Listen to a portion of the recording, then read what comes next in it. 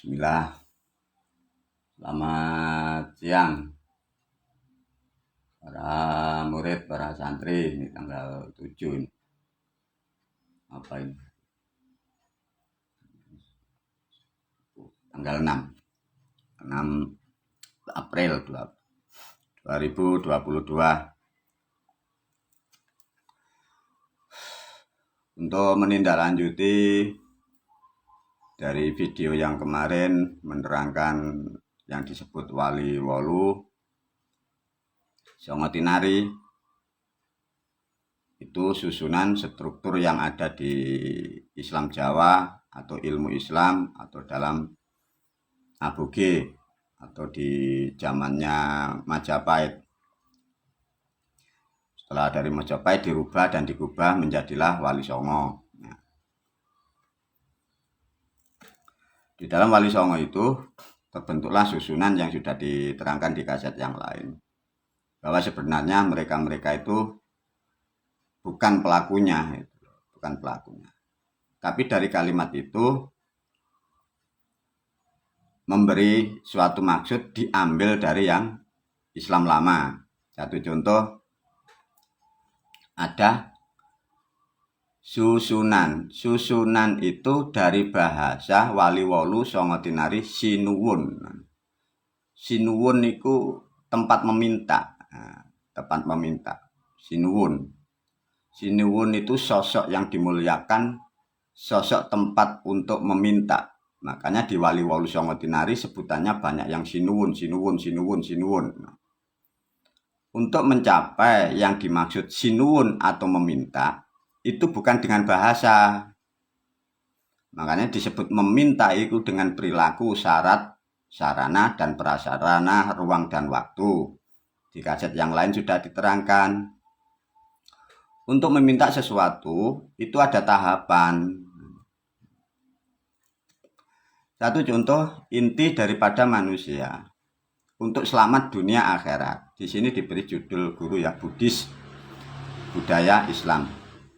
Sunan Songo, susunan.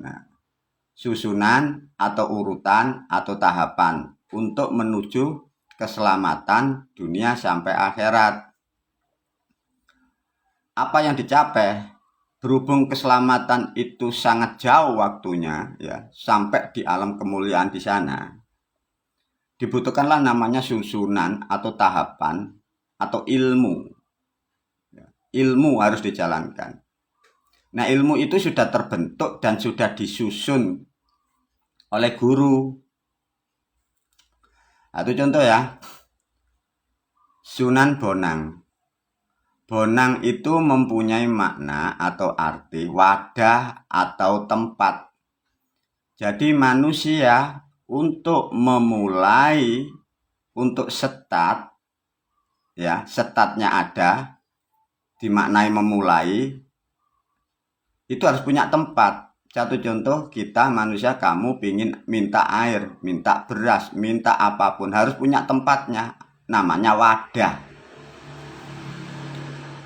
Nah, meminta agar hidupnya mulia, itu harus punya wadah, disebut bonang.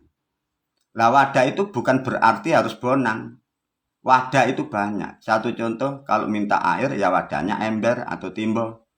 Kalau minta uang, bisa wadahnya tas atau dompet. Nah, begitu loh. Kalau meminta kemuliaan dengan ilmu, wadahnya disebut kain mori. Nah, ketemu. Maka yang disebut kain mori, yang diajarkan guru, mengapa orang di baiat itu harus punya kain mori? Karena itu merupakan susunan atau tahapan pertama. Nanti ada manusia di baiat itu tanpa kain mori, hasilnya tidak seperti yang memakai kain mori. Dari kain mori itu makanya guru menyarankan dijaga yang baik, dirawat yang baik, dipakai meskipun kotor tidak apa-apa. Nah, kain mori juga dalam acara atau guru mendidik murid santrinya, itu nanti bisa ditambahi atau dirubah warnanya. Itu maksudnya menaikkan kasta atau menaikkan derajatnya. Maksudnya guru begitu. Kadang banyak para murid, para santri, guru sudah mengukur dari pendidikannya, diukur pendidikannya sudah maju, mentalnya sudah berubah. Guru merubah dari kain yang putih jadi yang hitam, kadang yang hitam jadi putih. Karena anak-anak, para murid tidak ngerti. Guru maunya mengangkat derajatnya, anak-anak tidak bisa menyikapi. Sudah punya ilmu, ilmunya tambah, perilakunya malah turun, lebih tidak baik. Artinya ada yang salah, karena tidak mengerti itu. Paham ya? Jadi yang dimaksud bonang itu wadah atau untuk memulai setat, kalau di baiat namanya kain. Jadi kain itu dimaknai sunan bonang atau ilmu bonang. Bisa disebut ilmunya sunan bonang. Nah, tatkala setelah ilmunya sudah dipakai susunan pertama, ya, sunan bonang, di baiat sudah punya kain mori. Baru menjalankan namanya ilmu Sunan Kudus. Bukan di tempat-tempat ziarah itu, bukan. Itu bukan ya, biar paham. Sunan Kudus itu susunan kedua dari bonang atau ilmunya Sunan Kudus. Kudus itu suci. Dimaknai kudus, aku kudu adus, saya harus disucikan. Disucikan itu makanya setelah dibaiat oleh guru disuruh kadang mandi 5 hari atau 5 kali itu. Ada sampai diteruskan sampai yang 7 kali. Sampai setahun sekali diajarkan disuruh mandi dalam 1 tahun, namanya jamas ruwat. Diajarkan kadang ditekankan guru setiap hari kelahiran untuk mandi. Itu namanya menjalankan ilmu Sunan Kudus. Makanya siapapun para murid, para santri, kalau sudah mau mengikuti apa yang diajarkan guru sesuai aturannya, dan manusianya para murid santri ingin merubah hidupnya lebih baik, lebih mulia, tidak banyak hal-hal melanggar aturan, minimal setelah 2 langkah dari 3 langkah Sunan Gunung Jati, artinya kalian sudah mulai menemukan jati dirimu, bagaikan mulai masuk di Binamba, diajari dengan ilmunya guru ini. Anggap aja kemarin itu dosamu banyak, maksiatmu banyak, sehingga dibonangi guru dengan cara dipakainya ilmu kudus itu, dosamu banyak terampuni oleh Tuhan. Karena apa? Karena sudah disistem oleh guru, dimodif, dibentuklah agar menjadi Sunan Gunung Jati. Maknanya kalian akan mengerti jati dirimu, kalian bagaikan gunung jati. Derajatmu mulai berubah. Kemarin yang tidak dihormati orang mulai dihormati. Kamu yang biasanya tidak bisa menghormati karena dididik pola pikir yang benar, memahami yang lain benar, sehingga kalian pun bisa menghormati orang lain. Jadi pertanyaannya, bagi kalian yang sudah mengikuti tahapan guru, kalau kalian sudah melampaui 3 gunungan jati, atau kalian jati dirimu sudah tumbuh, kalian percaya dengan dirimu sendiri, percaya dengan jati dirimu, percaya dengan saudaramu, percaya dengan jati diri bangsa bahwa kita adalah pribumi Pancasila, kalian sudah jejer namanya itu. Sudah jadi ini, namanya Gunung Jati. Nah, dari Gunung Jati ini kalian kadang masih dididik guru, diajarkan lagu, spiritual, doa, mantra-mantra. Baru kalian kalau sudah jadi Gunung Jati, guru kadang menguji. Ini baru kalian tahu ya. Sakpiro sih jati ini, sakpiro temennya jati dirinya anak didiknya. Kadang guru ngerjain ya. Mana uangmu? Nah, gitu. Kadang dikerjai guru, dibentak-bentak. Nah, itu nguji kapasitasmu. Jati dirimu betul-betul kuat enggak? Jati dirimu mempunyai keikhlasan atau enggak?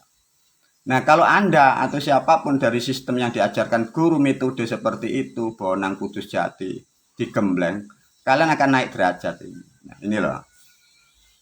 Tatkala jiwa jati dirimu naik derajat, yang dulu dari orang Sudra naik ke Waisaki. Dari yang Waisaki Anda naik ke Satria. Dari derajat yang Satria akan menjadi derajat Brahma. Karena naiknya derajatmu dengan ilmu dan cara yang diajarkan guru, Karena derajatmu lebih tinggi dari kemarin-kemarin sehingga harta ngikut kamu. Jadi harta itu ngikut orang yang derajat, begitu maksudnya. Nah, paham ya? Akhirnya banyak orang lebih hormat. Kalian diajak bekerja dengan orang-orang yang pendidikannya lebih. Derajatmu mulai naik. Nah juga kesalahan para murid juga. Derajatmu sudah naik, dinaikkan oleh ilmumu, diangkat oleh Tuhanmu, diangkat oleh lingkungan. Para murid, kamu sendiri yang menurunkan derajatmu. Kau tempatkan pada tempat yang tidak tepat. Makan di tempat yang tidak baik.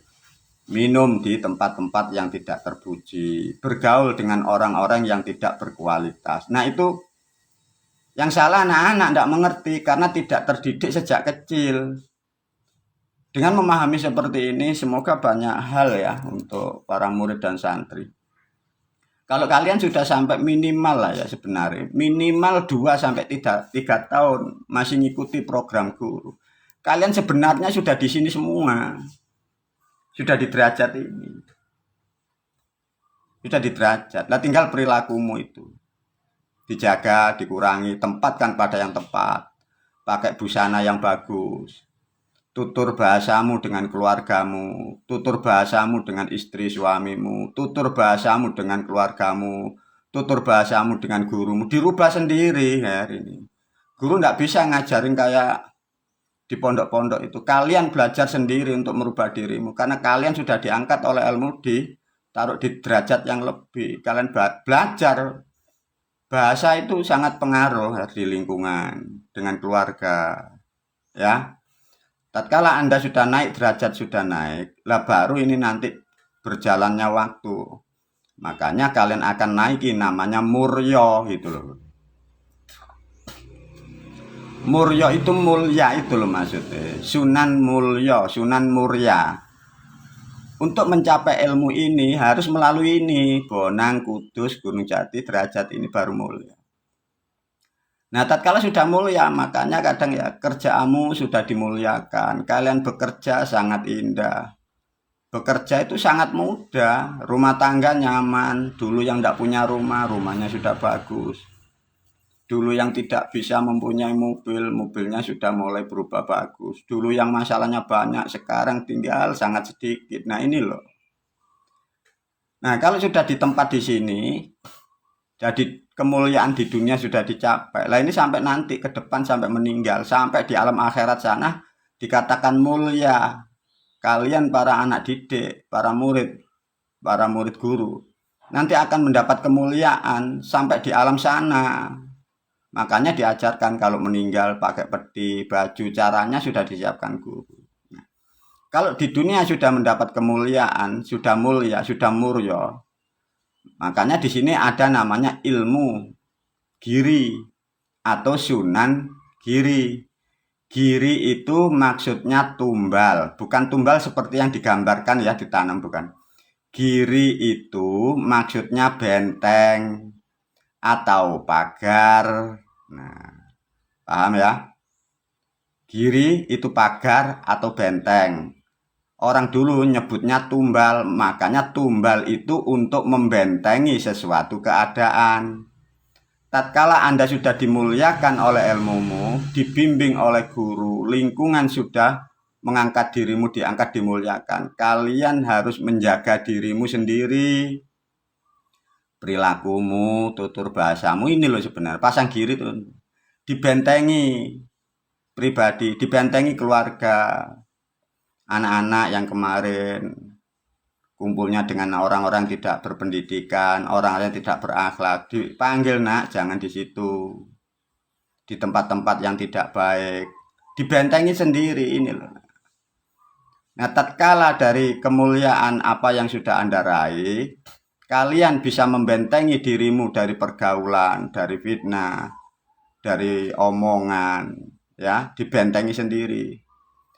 Akhirnya dengan sendirinya, kalau ada orang serik, ada orang dengki, santet, tenun, fitnah, iklim, cuaca, makanya dengan sendirinya ada namanya ilmu Sunan Ampel. Ilmu Sunan Ampel itu maksudnya ampel ku nampel gitu loh. Nampel itu membatalkan masalah.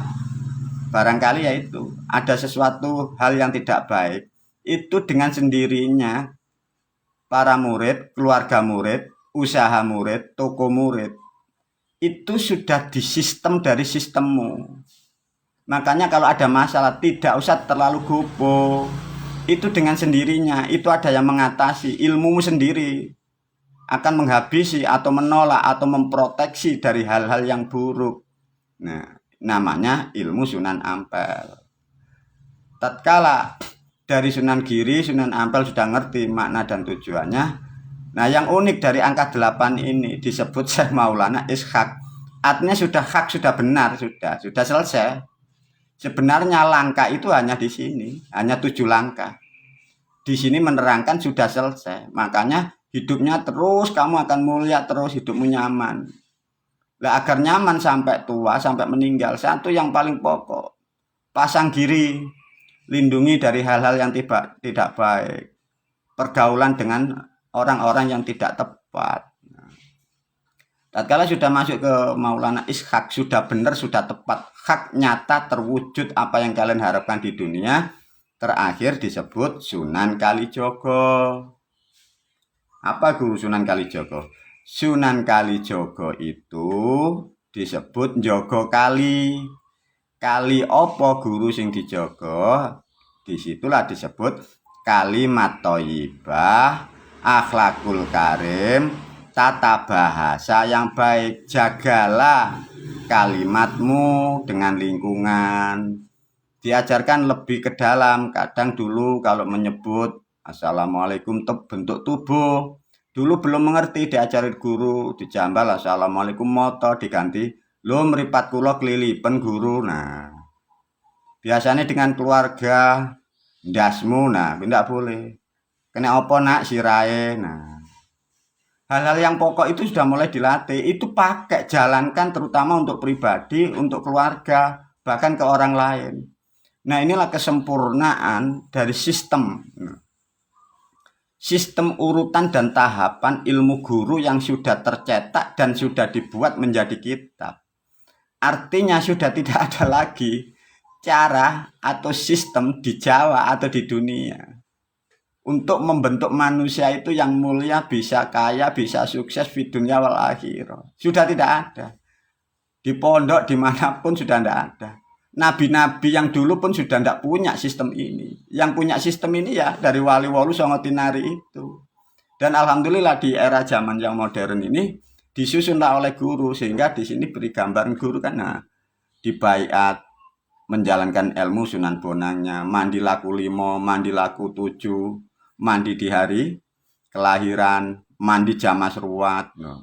Itu adalah sistem di sini. Jadi guru mendidik itu ada konsepnya, itu maksudnya. Terus diajarkan ada syukuran bulan Baburiat atau bulan Mulut, ada laku selo atau bulan Somadun, sesajen uang. Itu adalah sistem ya, para murid, para santri, para pemimpin. Itu sistem itu loh ya, sistem. Bukan maunya guru sebenarnya, bukan. Guru membuat konsep, mengambil sistemnya ini, dikembangkan, dibentuk lebih mudah, lebih nyaman. Nah ini tidak bisa, makanya untuk dilakukan diambil sepotong-potong tidak bisa. Contohnya di baiat sudah, laku 5-7 sudah, mandi weton jarang, terus tidak diruat, tidak dijamas, ya tidak bisa berkembang. Tidak syukuran di bulan Baburiat, ya tidak bisa berkembang maksimal. Tidak laku selo, ya tidak bisa maksimal, karena itu konsep. Ini loh, biar kalian lebih semangat nanti ke depan sampai tua menjalankan. Karena itu konsep. Nah, karena ada sesuatu hal ya di Somadun sesajen uang. Kalau memang terlalu berat, diambil yang kecil untuk bawahnya diambil. Tapi kalau mau lebih kuat, tidak masalah. Kuatnya anggapnya 1 juta, ditambah setengah dipaksa, 1.200.000 atau dipaksa. Ini kenapa? Ini sistem ya, sistem. Mau tidak mau pasti itu dibayar oleh Tuhan. Entah dibayar pada selama putaran tahun ini atau tahun ke depan, atau dari ritualmu ini dibayar oleh Tuhan, diberilah sesuatu pelindung dari keselamatan keluarga dagangan. Jadi uang itu bukan berarti harus dikembalikan uang. Itu sebagai alat proteksi keluarga, kesehatan, fitnah, hal-hal yang tidak baik. Nah, semoga dengan memahami ini, mulai tahun ini sampai ke depan, sampai akhirul zaman, para murid, para santri, kelak ke depan umat guru sangat paham, mengerti, karena ini bukan maunya guru, ini adalah konsep atau pakem yang harus dilalui. Dan lebih syukur dan sangat bersyukur, hanya Buddhis yang punya di dunia, dan terakhir di dunia di sini tinggal guru. Semoga manfaat di dunia wal akhirah. Assalamualaikum warahmatullahi wabarakatuh.